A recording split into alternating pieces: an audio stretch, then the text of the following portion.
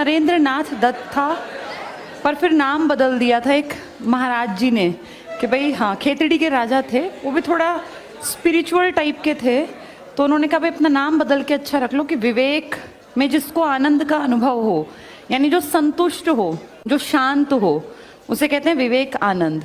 तो आज youth day है और यूथ की अपनी ताकत यही होती है कि वो अगले अपने पूरी जिंदगी का भविष्य का निर्माण करने की ताकत रखता है।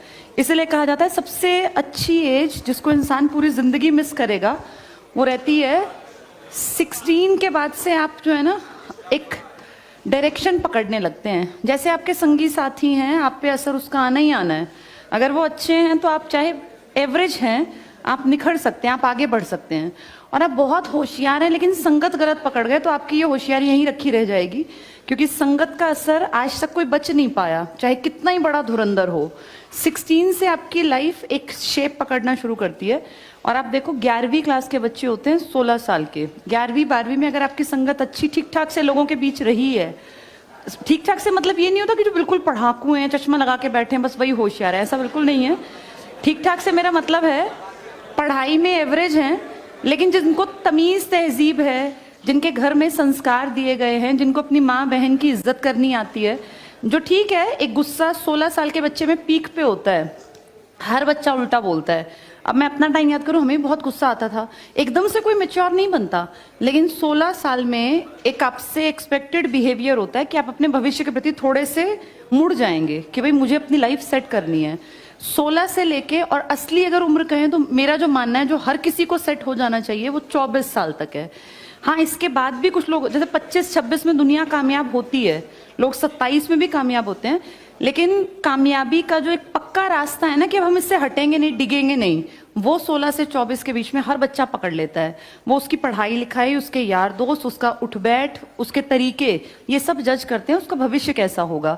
15, 14, 13 में सब बच्चे बदतमीज होते हैं, टीचर्स के ऊपर मतलब कमेंट्स करते हैं, हंसते हैं। हम भी इस तरह के थे, टीचर आया नहीं हंसना स्टार्ट हो जाते थे, ध्यान नहीं दे रहे टीचर क्या पढ़ा रहा है। लेकिन वो एक उसको ये मान लो ठीक है, वो एक एज का फैक्टर है, हर बच्चा करेगा। किशोरावस्था में हर बच्चा बदतमीज होगा, उल्टा बोल जाएगा, भड़क जाएगा। लेकिन आप देखो जैसे जैसे एज आगे जाएगी इंसान ठहराव के साथ जीना सीख जाता है।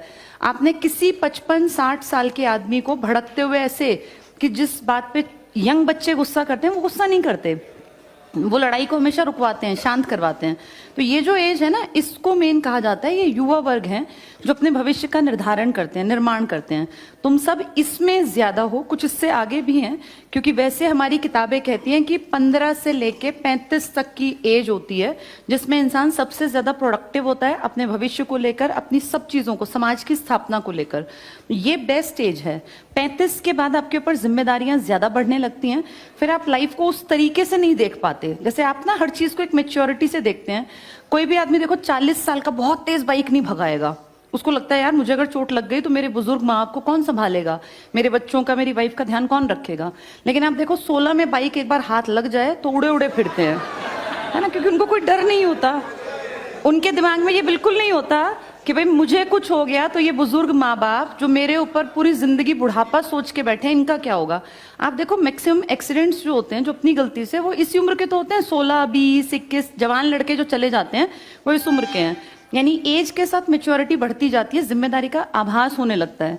तो अब तुम जिस एज में हो ना, तुम उस एज में इनसे तो बहुत बड़े हो गए हो, अब तुम मेच्योरिटी की एज में आ गए हो कि तुम ये फील करो कि तुम्हारे ऊपर कितने लोग बैठे हैं, तुम्हारे माँ बाप जो बुजुर्ग हो गए। अब ये मान के चलो जो 45 से ऊपर है, 50, वो दूसरे पे ऊपर डिपेंड हो जाएगा अगले 10 साल में। कोई भी आदमी कितना ही काबिल क्यों ना हो, 60 साल पकड़ते पकड़ते तो आदमी रिटायरमेंट चाहने लगता है ना, उसको लगता है भाई अब मेरा बेटा बेटी इतने काबिल हो कि ये संभाल ले। 60 के बाद भी किसी को कमाना पड़ रहा है तो ये उसकी अगली पीढ़ी के लिए शर्मनाक है कि भाई हम इतने काबिल क्यों नहीं बने कि हमारे बाप को 60 के बाद भी कमाना पड़ रहा है। ये हमारी कमी है अगर उनको 60 के बाद भी काम करना पड़े। तो 60 तक उनको बैठ के खिलाने के लिए तुम्हें बहुत काबिल बनना पड़ेगा। और ये काबिलियत अब जब पढ़ोगे ना, खूब मेहनत करोगे, तब इकट्ठी करोगे।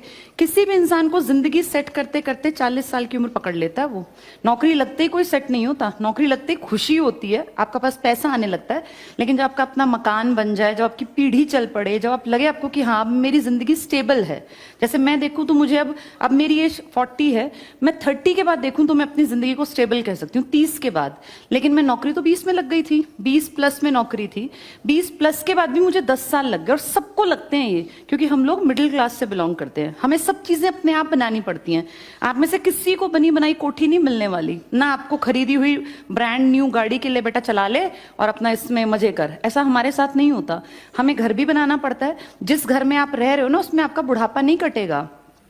आपके माँ बाप ने जो घर बनाया, जिसमें प्रेजेंट में आप रह रहे हो, उसमें आप तो बड़े हो गए, लेकिन आप उसमें बुजुर्ग अवस्था नहीं देख पाओगे, उसकी जर्जर हालत हो जाएगी, चाहे कितना ही नया बनाया हो। आप ये देखो, 30 साल में कोई भी घर पुराना हो जाएगा। अगर तुम आज 30 के आसपास हो तो 30 साल बाद तो वो खंडर हो जाएगा। जब तुम 60 के होगे, तुम्हारे जो अगली पीढ़ी है, इनके शादी ब्याह का टाइम आएगा, तो तुम उस खंडर में शादी ब्याह थोड़ी करोगे अपने बच्चों का। उस टाइम तक तो तुम्हें लगेगा कि यार अच्छा घर बनाना पड़ेगा। मैं ये अपनी बेटी को भी कहती हूँ कि बेटा, अपना घर सबको खुद बनाना पड़ता है, हर पीढ़ी को। कितने ही एडवांस्ड माँ बाप हो, आप कितनी अच्छी कोठी बना के दे दो, वो 10 साल 15 साल बाद खराब दिखने लगती है।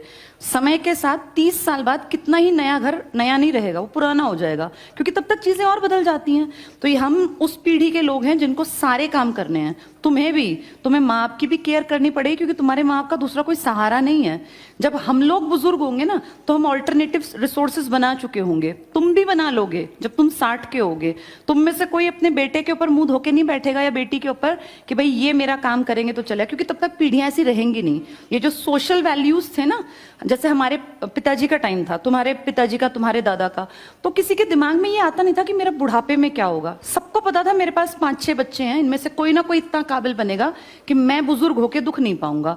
आप देखो, मेरे दादा के जो एज के लोग थे, वो कोई दुखी नहीं हुआ, किसी ने अपने माँ बाप को छोड़ा नहीं, कोई बुजुर्ग अवस्था में काम नहीं करता था।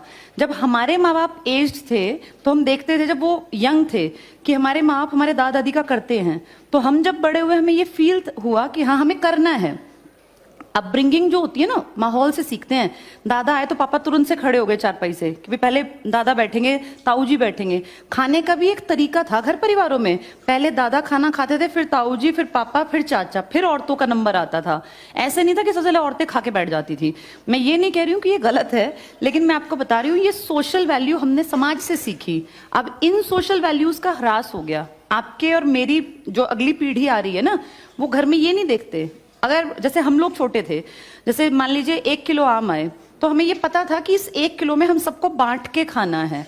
आजकल का क्या है, आजकल हर बच्चे को देखना, जो अब अगली पीढ़ी है, 1 किलो आम है, उसका मन कर सारी खा जाएगा वो। उसको लगेगा तो क्या हो गया, 3 आम मैंने खा लिए भाई, बड़े बड़े 3-4 आम, तो क्या हो गया। उसको इससे कोई फर्क नहीं पड़ता कि घर वालों को और को मिलेगा कि नहीं मिलेगा। ये जो सोशल समझ थी ना, ये तब थी जब परिवार इकट्ठे थे, जब 3-4 भाई बहन थे। हम मूंगफली भी बांट के खाते थे। घर का जो बड़ा कोई बुजुर्ग थे, दादी थी या माँ थी, वो सबको एक एक मुट्ठी मूंगफली देती थी, उसमें हमें गुजारा करना था। और वो किसी की मुट्ठी कम भरी जाती थी, किसी की ज्यादा, और हमेशा लगता था कि मुझे कम मिली है। लेकिन आज ऐसा नहीं है। आज आप सबके घर में मूंगफली रखी रहती हैं, काजू बादाम भी रखे हैं, तो बच्चे खा के राजी नहीं है, उन्हें बांटना नहीं आ रहा। तो ये मान के चलो कि जब हम बड़े होंगे ना, तुम भी बड़े होगे, तो ऐसी पीढ़ी हमें शायद ना मिले जिन्होंने ये वैल्यूज सोसाइटी से सीखी है कि बड़ों के लिए करना है। ये हम तो देख देख के सीख गए, क्योंकि हमने अपने से बड़ों को ऐसा देखा था। तो हम लोगों की जो पीढ़ी बड़ी होगी, और तुम्हारी तो और हमारे 10 साल बाद बड़ी होगी, तुम्हें अपने बुजुर्ग अवस्था का काम धंधा खुद देखना पड़ेगा। लेकिन अब तुम जिस पीढ़ी में बड़े हुए हो ना, तुम्हारे अंदर ये वैल्यूज हैं, क्योंकि सोसाइटी 30 साल से बदली हुई नहीं है। 30 साल से तुम देख रहे हो, तुम्हारे पिताजी ने तुम्हारे दादा के टाइम पे जब जरूरत पड़ी तो उनके लिए किया होगा। चाहे देखो, लड़ाई झगड़ा होना, बातचीत ना होना एक बात है, लेकिन जब जरूरत पड़ती है तो देखो आपस में परिवार वाले खड़े होते हैं। ये हमने सीखा है अपने समाज से। हमारी पीढ़ियां ये नहीं सीख पा रही, क्योंकि ये वैल्यूज मिल ही नहीं रही। तो इसीलिए युवा अवस्था में जब बैठे हैं ना, अपनी बुजुर्ग अवस्था का काम भी अभी कर लेना, क्योंकि हम जिस टाइम पे बुजुर्ग होंगे, उस टाइम सोसाइटी की वैल्यूज ना के बराबर होंगी। ठीक है, तो अब इसलिए खूब मेहनत करो, पढ़ो लिखो और आगे बढ़ो। आज हमें करंट अफेयर्स पढ़ना स्टार्ट करना था आज, क्योंकि